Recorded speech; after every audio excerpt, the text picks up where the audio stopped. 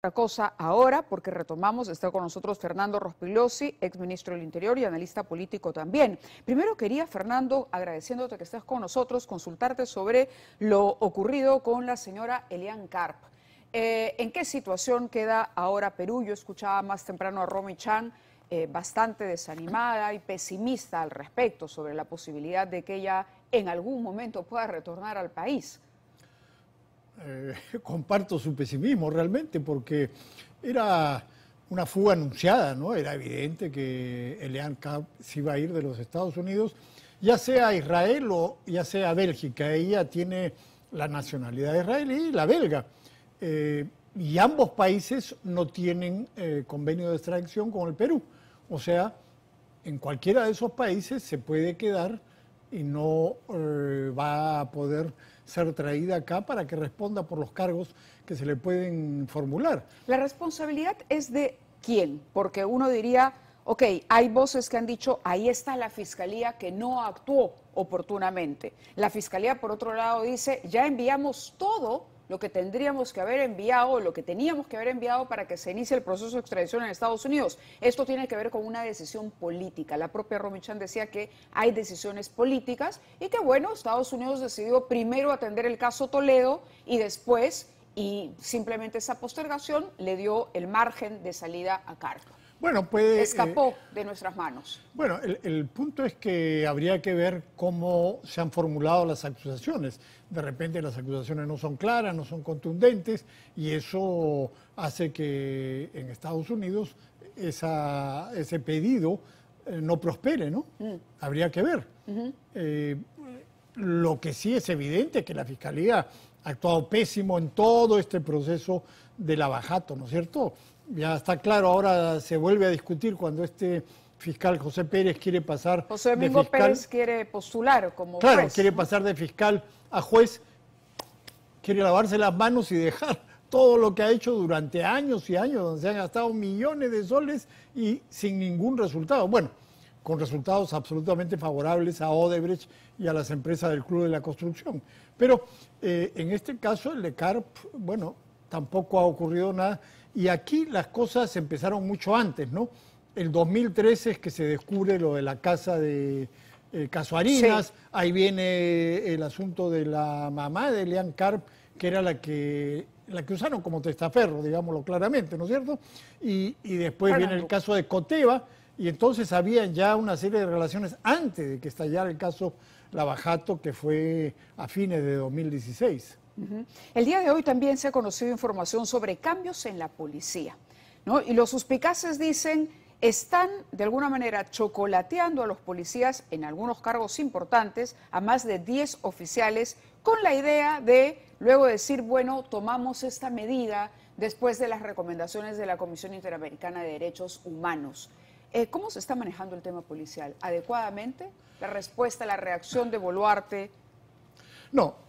Bueno, hay varios temas. Sí. En primer lugar, la respuesta de Boluarte, la que dio en esta entrevista con El Comercio el día domingo, sí, es realmente pésima, ¿no? Nuevamente, porque ya lo han hecho en anteriores oportunidades, dejan caer a los policías y los militares, se lavan las manos y dice que respondan ellos, yo no tengo nada que ver. Eso es absolutamente falso. La señora Boluarte, el señor Otaro, los ministros de Defensa e Interior tomaron decisiones de enviar a las Fuerzas Armadas y a la Policía Nacional a restaurar el orden donde estaban las turbas violentas apoderándose de varios lugares. Y bueno, estuvo bien que hicieran eso, pero ahora tienen que asumir su responsabilidad.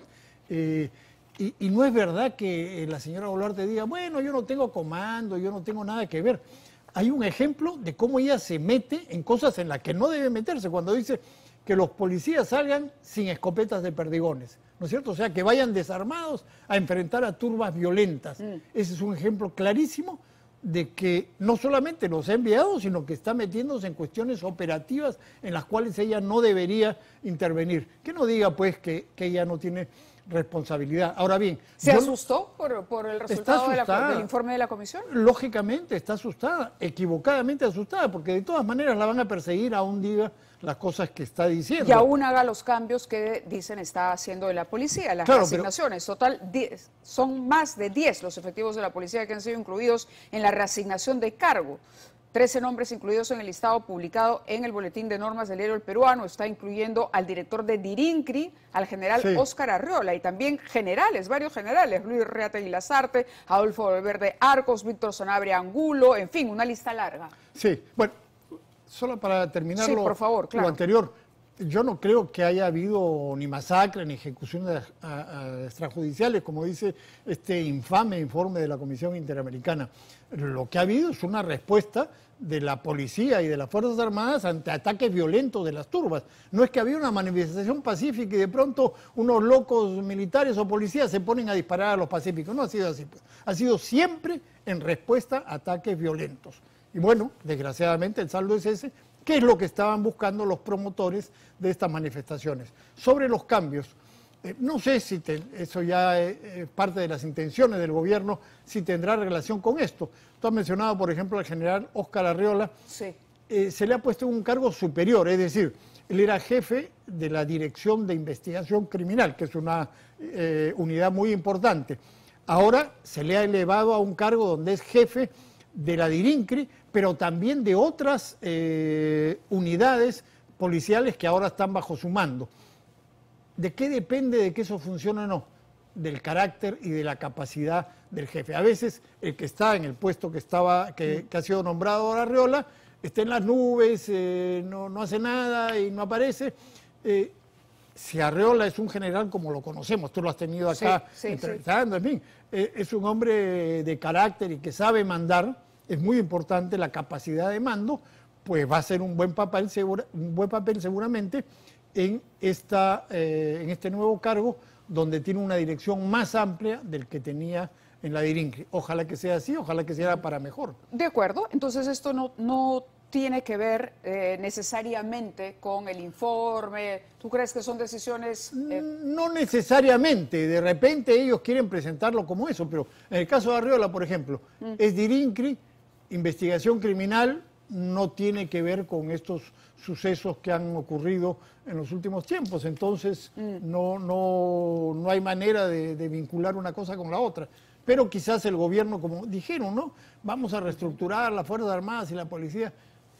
Sí. Si esto quieren presentarlo como eso, bueno, es una farsa, ¿no? Pero si esto es para hacer cambios para mejor, ojalá. Enhorabuena, enhorabuena. Claro, ahora se han presentado 2 mociones de interpelación, ¿no? Una contra el ministro de Justicia y Derechos Humanos por las conversaciones con los cuellos blancos del puerto. No, la otra es una moción de interpelación al ministro de Energía y Minas.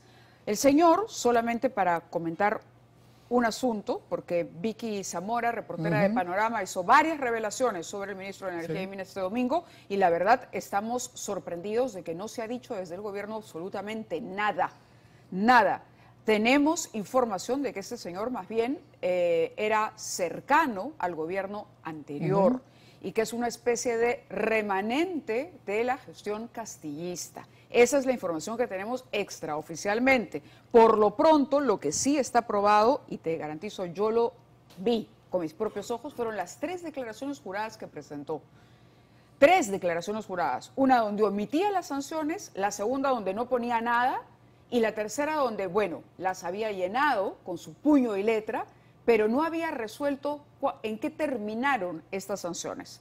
Entonces él decía, yo las impugné, sin embargo no constaba eso. Pero el solo hecho de que hayas ocultado información al día de tu designación, digamos, ¿justifica el retiro, el cambio de este ministro? Bueno, ya muestra que hay algo oscuro y que no solamente hay algo oscuro, sino que está tratando de ocultar ese algo. Entonces eso ya es una muestra de una falta que realmente no debería ocurrir después de lo que hemos tenido con Castillo, con esa serie reuniones con Hugo Chávez, reuniones con Evo Morales, con Nenil Medina, con el señor Cabrera. El reportaje que sacaron en Panorama puso al descubierto todo esto. Hoy día ha habido una presentación después del Consejo de Ministros y no han dicho absolutamente nada del tema. Entonces, deberían responder, pues un gobierno tiene que responder por este tipo de denuncias y de acusaciones, y decir qué cosa es lo que está pasando. Este es un gobierno débil, un gobierno que no tiene bancada, que no tiene partido y que tiene que tender alianzas.